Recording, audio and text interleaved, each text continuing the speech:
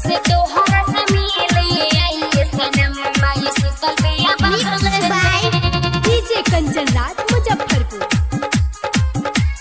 अपना recording studio Bairiya बलिया। सुनो करे जा तोहर वेट करताने अरे सुनो करे जा तोहर वेट करतानी गिरी बाबा के रहरी में। सुनो करे जा तोहर वेट करतानी गिरी बाबा के रहरी में। कैसे मिले हाँ मिले कैसे मिले आई हो सनम माई सुतल बिया बगल में। कैसे तोहरा से मिले आई सनम माई सुतल बिया बगल में।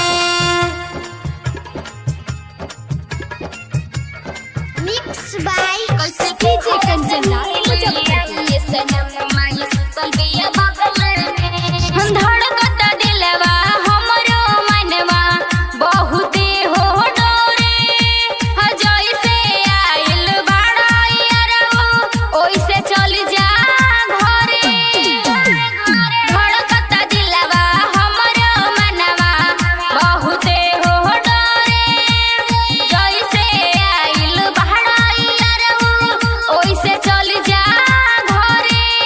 ओवरलोड हो गइल बा गरमी हमारा एनर्जी में। ओवरलोड हो गइल बा गरमी हमारा एनर्जी में। अरे मिले हाँ मिले कैसे तोहरा से मिले आई सनम माई सुतल बिया बगले में। कैसे तोहरा से मिले आई हो सनम माई सुतल बिया अरे बगले में हो। मिक्स बाय कैसे डीजे कंचन राज मुजफ्फरपुर। सनम माई सुतल बिया बगल में। सुन सुमित या बने कन लागत बाट तोहर रहनिया। जान जे हमार भयवत तोहार झर दी सगर गरमिया। सुन सुमित या बने कन लागत बाट तोहर रहनिया। जान जे हमार भयवत तोहार झर दी सब हो गरमिया।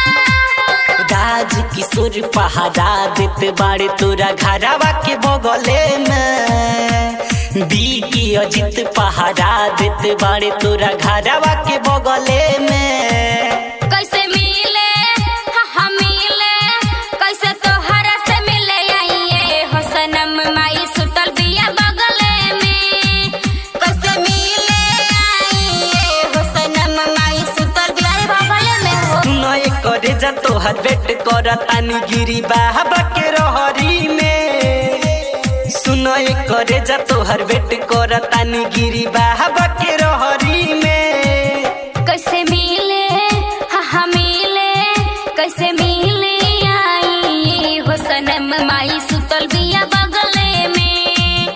कैसे तोहरा से मिले आई सनम माई सुतल बिया बगल में। अपना रिकॉर्डिंग स्टूडियो बैरिया बलिया।